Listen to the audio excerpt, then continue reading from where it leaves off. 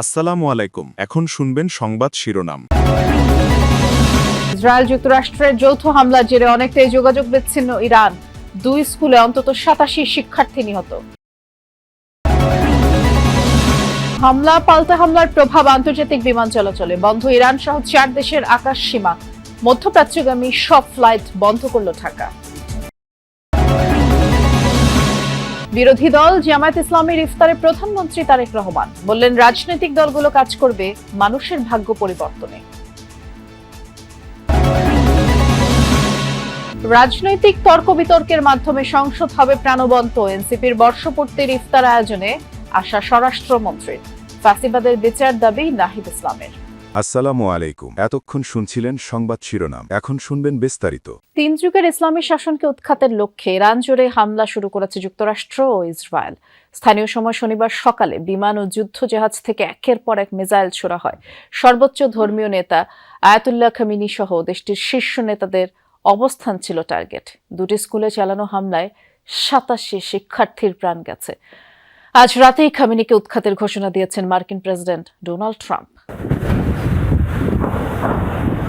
একযোগে বিস্ফোরণ তেহরানের বেশ কয়েকটি স্থানে। শনিবার স্থানীয় সময় সকাল 10টা নাগাদ মুহুর্মুহু এই ক্ষেপণাস্ত্র হামলা চালিয়েছে ইসরায়েল ও যুক্তরাষ্ট্র। প্রথম দফায় অন্তত 30টি স্থান টার্গেট করে চালানো হয় হামলা। সর্বোচ্চ নেতা আয়াতুল্লাহ আলী খামেনি সহ সিনিয়র নেতারা ছিল হামলার লক্ষ্য। এরপর আরও কয়েক ধাপে হামলা হয়েছে অন্তত 5টি শহরে। দক্ষিণ ইরানের একটি গার্লস স্কুলে হয়েছে ভয়াবহ হামলা। এই অভিযানের নাম রোরিং লায়ন দিয়েছে ইসরায়েল। খামেনি প্রশাসনের পতন না ঘটানো পর্যন্ত হামলা চালিয়ে যাওয়ার ঘোষণা দিয়েছেন প্রধানমন্ত্রী বেনিয়ামিন নেতানিয়াহু। ইসরায়েল ও যুক্তরাষ্ট্র একটি যৌথ অভিযান শুরু করেছে, যার নাম অপারেশন রোয়ারিং লায়ন। এই অভিযানের লক্ষ্য ইরানের আয়াতুল্লাহ শাসনের অবসান ঘটানো। সামনে যুক্তরাষ্ট্রের সাথে আমরা সন্ত্রাসী শাসন ব্যবস্থার উপর আরো কঠোরভাবে আঘাত করব। আমরা এমন পরিস্থিতি তৈরি করব যা সাহসী ইরানি জনগণকে এই খুনি শাসন ব্যবস্থার বোঝা থেকে মুক্তি দিতে সাহায্য করবে। এদিকে যুক্তরাষ্ট্র তাদের অভিযানের নাম দিয়েছে অপারেশন এপিক ফিউরি। ইরানের বিরুদ্ধে যুদ্ধ ঘোষণা করে আইআরজিসি সহ সব সশস্ত্র বাহিনীকে অস্ত্র সমর্পণের জন্য আজকের দিন পর্যন্ত সময় বেঁধে দিয়েছেন মার্কিন প্রেসিডেন্ট ডোনাল্ড ট্রাম্প।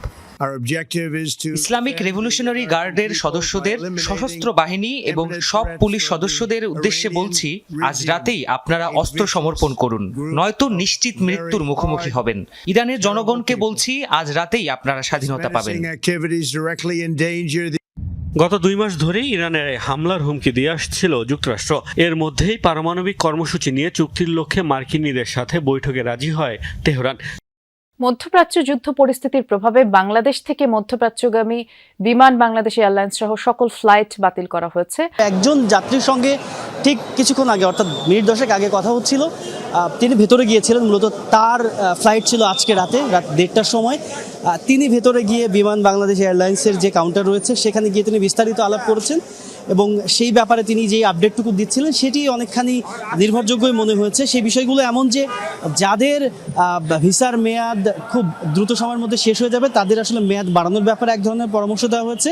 তবে যাদের ফ্লাইট আজকে বাতিল করা হয়েছে, আজকে এইরকম একটা জরুরি পরিস্থিতির কারণে, তাদের এই টিকিটটি আসলে পরবর্তী সময়ে রিনিউ করার এক ধরনের আশ্বাস সবগুলো এয়ারলাইন্স থেকে দেওয়া হচ্ছে, যাতে করে তারা কেউ হতাশ না হন, কিংবা আজকে যারা এখানে উপস্থিত হয়েছেন, হাজির হয়েছেন, তাদেরকে বাসায় ফিরে যাওয়ার পরামর্শ দেওয়া হচ্ছে। সেই হিসেবে আমরা দেখেছি যে সন্ধ্যা থেকে যারা খুব দারুণভাবে কিংবা যারা সফলভাবে যোগাযোগ করতে সক্ষম হয়েছে, যে বিভিন্ন গেটে হটলাইন নম্বর দেওয়া হয়েছে, সেই সমস্ত নম্বরে তারা যোগাযোগ করেছে। নির্বাচনের মাধ্যমে যে গণতন্ত্রের যাত্রা শুরু হচ্ছে তা হাজারো মানুষের রক্ত ও ত্যাগের বিনিময়ে অর্জিত। আগামী রাজনীতি হবে দেশের মানুষের ভাগ্য পরিবর্তনের জন্য। জামায়াতের ইফতার অনুষ্ঠানে যোগ দিয়ে এমন মন্তব্য করেছেন প্রধানমন্ত্রী তারেক রহমান। একই অনুষ্ঠানে বিরোধী দলীয় প্রধান ডাক্তার শফিকুর রহমান বলেছেন, এবারের সংসদ হবে প্রাণবন্ত। সরকারকে সহযোগিতার পাশাপাশি জনগণের অধিকার রক্ষায় শক্তিশালী ভূমিকা পালন করবে জামায়াত ইসলামী। দেশের রাজনৈতিক ইতিহাসে প্রথমবার বিরোধী দলের ইফতার অনুষ্ঠানে প্রধানমন্ত্রী। নতুন বাংলাদেশে রাজনৈতিক সৌহার্দ্য আর সহাবস্থানের জানান দিতেই জামায়াতের আমন্ত্রণে সাড়া দিলেন সরকার প্রধান। বিগত সময়ে সরকার আর প্রধান বিরোধী দলের মধ্যে ছিল দা কুমড়ো সম্পর্ক। অতীতের সব তিক্ততা পেছনে ফেলে সামনে এগিয়ে যেতেই আজ এক টেবিলে প্রধানমন্ত্রী ও বিরোধী দলনেতা। ইফতার অনুষ্ঠানে ছিলেন স্বরাষ্ট্রমন্ত্রী সহ সরকার দলের শীর্ষ নেতারা, ছিলেন 11 দলীয় জোট ও বিভিন্ন রাজনৈতিক দলের নেতা, বিভিন্ন পেশাজীবী ও 24-এর শহীদ পরিবারের সদস্যরা। বাংলাদেশ সরকারের মাননীয় প্রধানমন্ত্রী বিকেল 5:30টায় ইফতার অনুষ্ঠানে যোগ দেন প্রধানমন্ত্রী। শুভেচ্ছা বক্তব্যে তারেক রহমান বলেন, হাজারো মানুষের আত্মত্যাগের মাধ্যমে গণতান্ত্রিক যাত্রা শুরু হয়েছে, তাই দেশবাসীর ভাগ্য পরিবর্তনে কাজ করতে চান। বাংলাদেশের মানুষ আজকে অনেক প্রত্যাশা নিয়ে, অনেক আকাঙ্ক্ষা নিয়ে, অনেক আশা নিয়ে আমাদের সকলের দিকে তাকিয়ে আছে, বিশেষ করে রাজনৈতিক দলগুলোর দিকে তাকিয়ে আছে। আজকে আমাদের এই ইফতার মাহফিলে আসুন আমরা আল্লাহর নামে শপথ গ্রহণ করি যে আমাদের আগামী দিনের কাজগুলো হবে এই দেশের মানুষের ভাগ্য পরিবর্তনের জন্য। অনুষ্ঠানে সভাপতির বক্তব্য দেন বিরোধী দলীয় নেতা ডাক্তার শফিকুর রহমান। এবারের সংসদ কারো চরিত্র হননের কেন্দ্রবিন্দু হবে না জানিয়ে ডাক্তার শফিকুর রহমান বলেন, পার্লামেন্ট হবে প্রাণবন্ত। রাজনৈতিক মতপার্থক্য কিংবা তর্ক বিতর্ক থাকলেও জাতীয় স্বার্থে সংসদকে প্রাণবন্ত করা হবে বলে জানিয়েছেন স্বরাষ্ট্রমন্ত্রী সালাউদ্দিন আহমদ। সন্ধ্যায় এনসিপির প্রতিষ্ঠাবার্ষিকী ইফতার অনুষ্ঠানে তিনি বলেছেন, জাতীয় সংসদ হবে আলোচনার কেন্দ্রবিন্দু। এ সময় এনসিপির আহ্বায়ক নাহিদ ইসলাম বলেন, ফ্যাসিবাদের বিচার না হলে যে কোনো সময় আবারও মাথাচাড়া দিয়ে উঠতে পারে স্বৈরাচার। 2025 সালের 28 ফেব্রুয়ারি আত্মপ্রকাশ ঘটে গণ অভ্যুত্থানে নেতৃত্ব দানকারী তরুণদের রাজনৈতিক দল জাতীয় নাগরিক পার্টি এনসিপির। বিপ্লব, বিকল্প, বিনির্মাণে অদম্য পথ চলার 1 বছর জাতীয় নাগরিক পার্টি এনসিপির বর্ষপূর্তি উপলক্ষে ইফতার মাহফিলের আয়োজন। ইফতার মাহফিলে এনসিপিকে শুভকামনা জানান স্বরাষ্ট্রমন্ত্রী সালাউদ্দিন আহমদ। জাতীয় সংসদে আমাদের মধ্যে তর্ক হবে, বিতর্ক হবে, বহুমত হবে, কিন্তু জাতীয় স্বার্থে আমরা ঐক্যমতে থাকব এবং জাতীয় স্বার্থকে প্রাধান্য দিয়ে আমরা জাতীয় সংসদকে আলোচনার কেন্দ্রবিন্দুতে পরিণত করব। ইফতার আয়োজনে যোগ দেন জামায়াতের সেক্রেটারি জেনারেল মিয়া গোলাম পরওয়ার। তিনি বলেন, জুলাই সনদের কোনো বিষয় বাদ দেয়া উচিত হবে না। যা গণভোটে রেকর্ড হয়ে আছে সেটাই যেন আইন আকারে সংবিধানের অংশ হিসেবে সংবিধানে পাস হতে পারে, অনুমোদিত হতে পারে।